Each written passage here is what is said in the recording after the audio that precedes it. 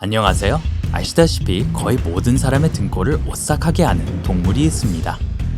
치명적이고 강력하고 다양한 기후와 조건에 적응할 수 있는 이 동물은 수백만 년 동안 지구에서 살아왔고 오늘날에도 여전히 전 세계 거의 모든 대륙에서 찾아볼 수 있습니다. 집고양이 이야기는 아닙니다. 글쎄요, 여러분이 사는 동네에서는 그럴 수도 있겠죠. 사실 저는 뱀에 대해 말하고 있습니다. 이 놀라운 다리 없고 무시무시한 짐승 말입니다. 수세기 전에 뱀은 매우 크기가 커서 공룡을 사냥하고 잡아먹을 수 있을 정도였습니다. 한번 같이 보실래요? 악명 높은 티라노사우루스 렉스가 지구를 돌아다닌 지 600만 년 만에 또 다른 무시무시한 포식자가 그 자리를 대신했습니다. 대부분의 공포영화 감독들을 부끄럽게 만들 정도로 끔찍한 거대 뱀이었어요. 지구상에 살았던 가장 큰 뱀, 티타노보아를 만나보세요. 이 뱀은 공룡이 멸종된 후 남미 정글에서 번성했습니다. 약 6,500만 년 전이죠. 굳이 일일이 계산해본다면요. 그리고 그때는 현재의 남미 대륙이 아니었습니다.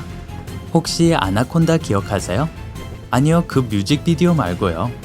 제가 말한 건 영화 아나콘다에서 제니퍼 로페즈를 간식으로 먹으려던 뱀 이야기입니다. 자, 이 얘기를 들어보세요. 티타노보아는 그 괴물보다 훨씬 더 컸습니다. 콜롬비아 북부에서 선사시대 뱀의 화석 유적을 발견한 연구원들에 따르면 뱀의 골격에 붙어있던 뼈들이 사람의 손만큼 넓었다고 합니다. 비교해보자면 현대의 아나콘다의 척추뼈는 폭이 2.5cm를 조금 넘습니다. 와! 티타노보아 중 가장 큰 종류는 길이가 12m까지 자랐는데 이것은 거의 세미트레일러와 같은 길이었고 무게도 1톤 이상 나갔습니다. 게다가 티타노보아 몸의 가장 굵은 지점은 너비가 1m까지 달했는데 이것은 성인의 허리 사이즈와 맞먹습니다. 연구진이 화석화된 유골이 발견된 장소를 조사했더니 한 마리도 아니고 8마리의 선사시대 괴물뱀이 발견됐습니다. 그들은 또한 이 뱀이 먹이로 무엇을 먹었는지도 발견했는데요. 같은 장소에서 현대 악어 조상과 길이가 1.8m도 넘는 거대한 거북이의 잔해를 찾아낸 거죠. 그래요, 알고 보니 이 거대한 뱀은 다른 동물의 살뿐만 아니라 껍질과 뼈까지 소화할 수 있었습니다. 유일한 문제는 이 소화 과정이 평소보다 상당히 오래 걸렸다는 점이었습니다. 거북이를 먹으면 소화도 천천히 되나봐요. 안타깝게도 과학자들이 티타노보아의 두개골을 찾는 것은 매우 어려웠습니다. 문제는 근육덕의 극도로 강력한 턱과 달리 뱀의 뼈는 부서지기가 상당히 쉽다는 점입니다. 그렇기 때문에 보통 침전물이 그 위에 쌓이기도 훨씬 전에 뼈가 부서져 버리는 거죠. 하지만 연구자들은 3개의 두개골 파편을 포함한 28개의 거대한 뱀의 잔해를 찾아내는 데 성공했습니다. 이 발견 덕분에 뱀의 머리를 실제 크기로 복원할 수 있었고 그 결과 이 뱀이 그 시대의 가장 거대한 포식자 중 하나였다는 이론이 더 확실해졌습니다. 세상에나!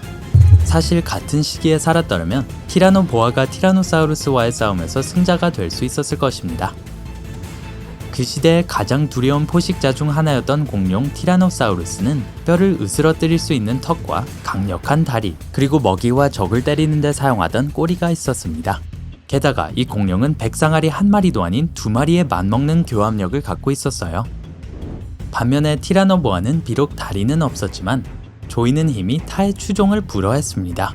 거대한 티라노보아가 먹이를 조일 때의 압력은 제곱미터당 28만 1227kg에 달했습니다. 다시 말하면 적이 뱀에게 짓눌릴 때 마치 에펠탑 3개에 짓눌리는 느낌을 받게 된다는 거죠. 그렇기 때문에 티라노보아가 티라노사우루스를 감쌀 수만 있다면 그 공룡을 쉽게 물리칠 수 있었을 것입니다. 하지만 이 뱀은 공룡이 지구 표면에서 사라진 후에 나타났습니다. 그래서 그들의 주식은 작은 뱀, 포유류, 새, 거북이, 악어, 페어였습니다. 버거나 감자튀김은 아니었어요. 티타노보아는 흥미진진한 생물체임이 틀림없지만 오늘날 존재하지 않아서 다행이에요. 그렇다면 현대 세계에서 가장 길고 강력한 뱀은 무엇일까요? 정말 예전 티타노보아보다 훨씬 작을까요? 우선 오늘날 가장 큰 뱀들은 모두 독이 없는 종류인 비단뱀, 아나콘다, 보아뱀 쪽에 속합니다. 독이 없다고 해서 너무 긴장을 풀지는 마세요. 먹이를 독으로 제압하는 대신 이런 뱀들은 먹이를 죽음의 소나기로 단단히 조입니다. 나중에 먹으려고요. 현재 가장 긴 뱀은 비단뱀입니다. 직접 확인해 보세요. 가장 큰 그물무늬 비단뱀은 8.8m까지 자랄 수 있는데 이것은 거의 런던 버스의 길이입니다. 한번 재볼까요? 줄자를 잡아주세요. 남아메리카에 사는 녹색 아나콘다도 만만치 않습니다.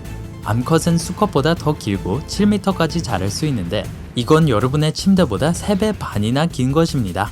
오늘 밤에 이 생각을 한번 해보세요. 침대 밑에 뱀이 몸을 3번 반 감고 있는 모습을요. 죄송합니다. 어쨌든 초록 아나콘다는 세계에서 가장 무거운 뱀입니다. 무게가 249kg으로 캥거루의 3배에 달합니다. 여러분은 아마도 이 소름 끼치는 생물들이 자기 몸보다 훨씬 더 큰 동물도 잡아먹을 수 있다는 것을 들어본 적이 있을 것입니다. 돼지, 영양, 사슴, 설치류, 기타 작은 포유류들은 거대한 뱀의 주 메뉴입니다. 하지만 도대체 어떻게 먹이를 통째로 삼킬 수 있는 걸까요? 이제 알아봅시다. 정답은 뱀의 기이한 턱 구조에 있습니다. 파충류가 입을 얼마나 크게 벌릴 수 있는지를 보면 턱이 빠지겠다 싶거나 턱이 실제로 분리될 수 있는 건가 하는 생각이 들 것입니다. 이 두 가지 이론은 모두 널리 퍼진 신화에 지나지 않습니다. 뱀이 왕자의 게임을 보다가 지루해서 하품을 너무 크게 하다가 이렇게 됐다는 세 번째 이론은 틀린 것으로 판명됐어요. 왕자의 게임이 지루할 리가 없잖아요. 다시 턱 이야기로 돌아가죠. 우리는 두개골과 턱 사이에 위치한 특별한 관절 덕분에 입을 벌릴 수 있습니다. 이 관절은 귀 밑 지점을 만지면서 입을 몇 번 벌렸다 다물었다 하면 느낄 수 있습니다. 하지만 뱀은 두개골과 양쪽 턱 사이에 여분의 뼈가 있습니다. 이 뼈들은 뱀이 인간들보다 입을 훨씬 더 크게 벌릴 수 있게 해줍니다. 하지만 잠깐만요. 그게 다가 아니에요. 뱀의 아래턱은 실제로 매우 잘 늘어나는 인대로 윗턱에 연결되어 있습니다. 다시 말하면 턱의 오른쪽과 왼쪽이 서로 독립적으로 움직일 수 있다는 뜻이죠. 그리고 마지막으로 뱀은 몸뿐만 아니라 피부까지도 믿을 수 없을 정도로 늘릴 수 있습니다. 뱀이 먹이를 삼킬 때 어떻게 질식하지 않을 수 있는지가 항상 궁금했거든요. 하지만 그 답을 발견했을 때 생각했던 것보다 훨씬 더 충격적이었어요. 뱀은 먹이를 먹을 때 폐로 이어지는 호흡관인 성문을 입 밖으로 밀어냅니다. 결과적으로 숨을 쉬면서 동시에 먹을 수 있는 거예요. 편리하겠네요. 흥미롭게도 어떤 뱀들, 예를 들어 킹스네이크는 자신의 크기보다 훨씬 더 큰 다른 뱀을 먹어치웁니다. 중요한 것은 이런 방법을 쓸 줄 아는 파충류들이 다른 파충류들보다 훨씬 더 강하다는 것입니다. 결과적으로 이런 뱀들의 조이는 힘은 먹이의 혈류를 멈추는 데 필요한 것보다 3배나 더 강력합니다. 하지만 조이는 힘은 일부에 불과합니다.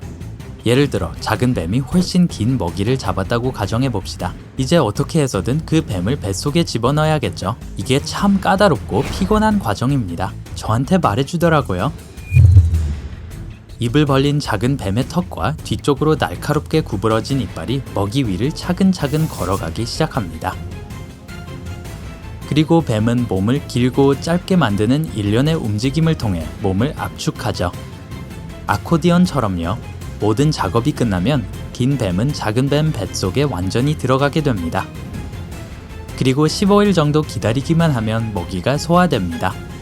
와, 저는 이제 감당할 수 있는 징그러움의 한계에 도달한 것 같아요.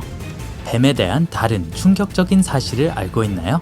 만약 그렇다면 아래 댓글에서 공유해주세요. 야호! 좋아요 버튼을 누르고 이 비디오를 친구들에게 보여주고 이 채널을 구독해서 삶의 밝은 면으로 이동하는 것을 꼭 기억하세요.